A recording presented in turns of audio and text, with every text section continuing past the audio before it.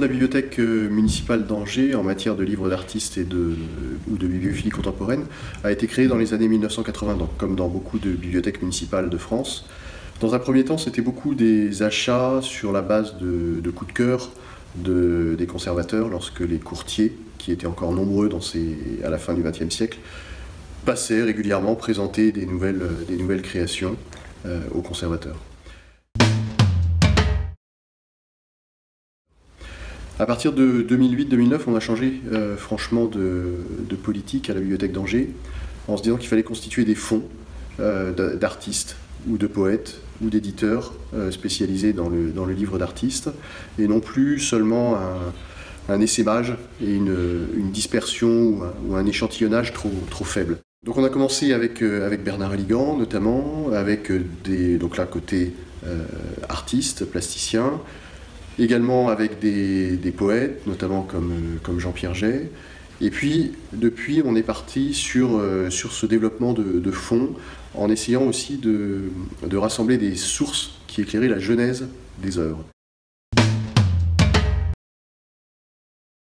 Là-dessus, on crée une forme de continuité avec la pratique des années 1980-1990, puisque souvent, mes prédécesseurs avaient cherché à acheter des œuvres en obtenant soit des lettres liées à la création des livres, soit des matrices, des gravures, ou quelques pièces qui éclairaient un petit peu la genèse. Mais là, l'idée, c'était depuis 2008, c'est davantage de documenter l'ensemble de la genèse. Et en fait, de permettre par ce biais d'avoir non pas seulement une approche poétique, artistique des œuvres, mais aussi de pouvoir nourrir une approche scientifique et historique, donc qui garantisse un usage de ces livres aussi sur le long terme et une diversité d'approches. Cette politique qu'on mène depuis 2008, elle nous a permis un étoffement assez important de nos collections, puisque en quelque sorte, en 2008, on avait 200 livres d'artistes dans nos collections, principalement centrés sur des créations des années 1980-90, et à présent, on en est quasiment à 2000 livres. On a décuplé le fonds en une douzaine d'années, enrichi de beaucoup de maquettes préparatoires, de correspondances, de matrices, de bons à tirer, etc., de dessins préparatoires de reliures.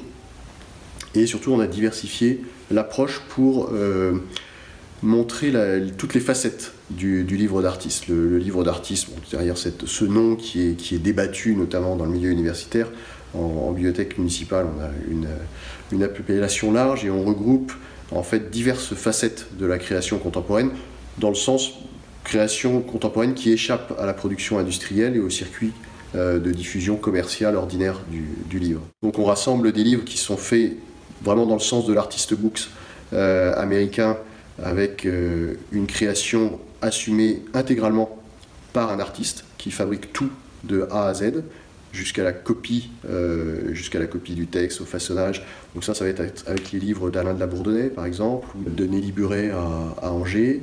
Des livres de dialogue ou des livres d'amitié, très importants, qu'on retrouve à travers les fonds de Jean-Pierre Jay, de Julius Balthazar, et bien sûr le premier de nos fonds de Bernard Aligan. Des livres aussi sur lesquels on va mettre en avant le travail de reliure.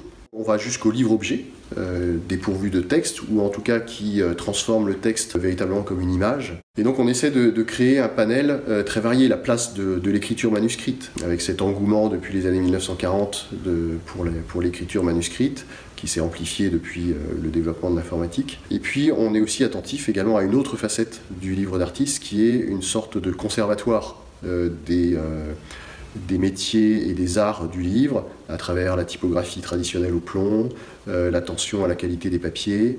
Et donc c'est tous ces artisanats du livre, toutes ces formes variées du livre qu'on regroupe derrière nos politiques de développement des collections de livres d'artistes. Dans la continuité de l'histoire du livre, la bibliothèque d'Angers retrace l'histoire de la reliure de façon très riche, de la fin de l'époque carolingienne, ou époque romane, jusqu'à nos jours. Et à travers le livre d'artiste, pour nous, il est très important d'obtenir des reliures de création contemporaine. On a de très belles de Renaud Verdier, de Knoedrer, mais pour l'instant, on n'a pas créé de fonds de relieurs. Il s'agit toujours d'avoir l'intervention d'un relieur contemporain, une reliure de création, sur un des livres de fonds de livres d'artistes, mais rentrés principalement au titre de l'artiste ou du poète.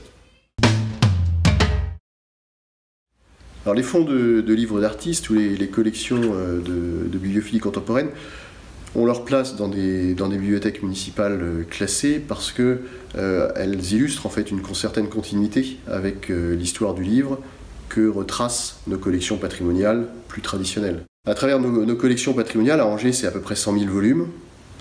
On retrace toutes les facettes de l'histoire du livre en France et plus généralement à travers l'Europe, un tout petit peu en Asie. Et le livre d'artiste ou le livre de dialogue s'est vraiment développé à partir du dernier tiers du 19e siècle. Traditionnellement, on rattache leur fondation, l'invention en fait de ce principe aux échanges entre Mallarmé et Édouard Manet.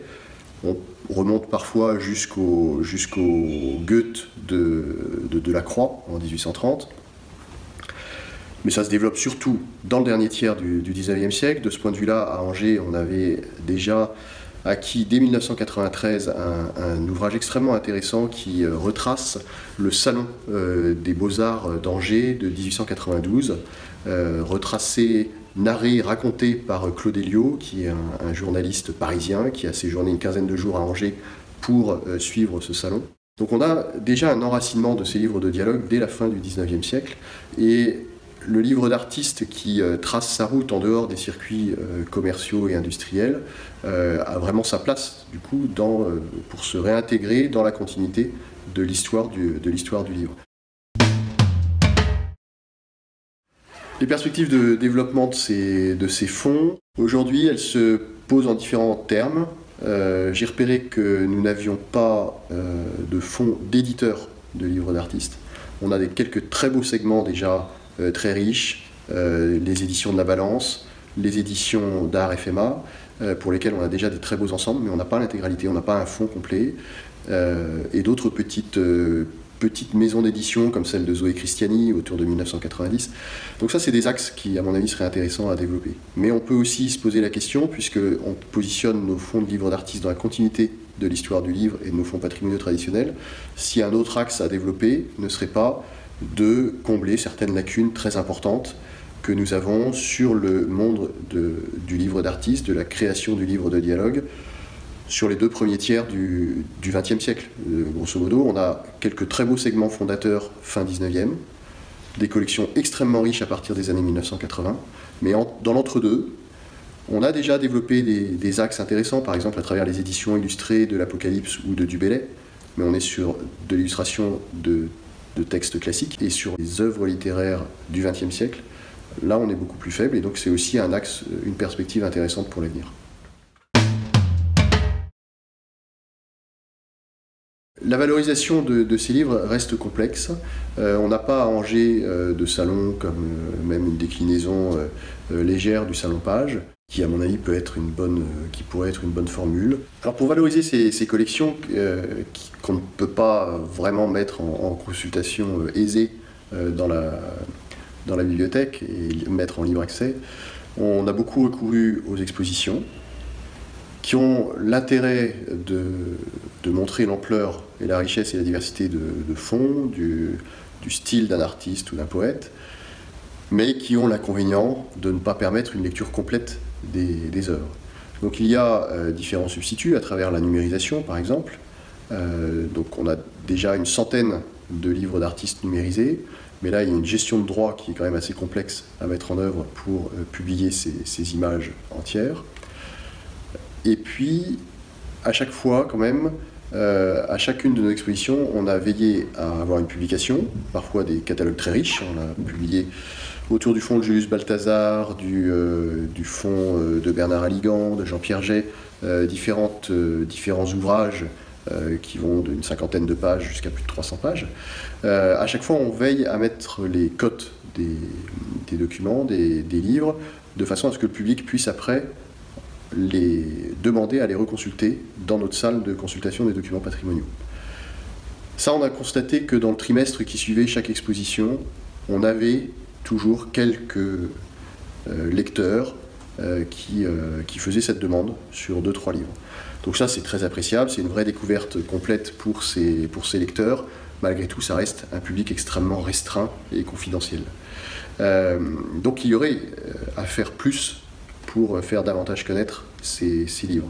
On a organisé des ateliers. En 2009, il y a eu des ateliers de gravure qui ont été dirigés par Bernard Aligan en partenariat avec l'École des Beaux-Arts d'Angers.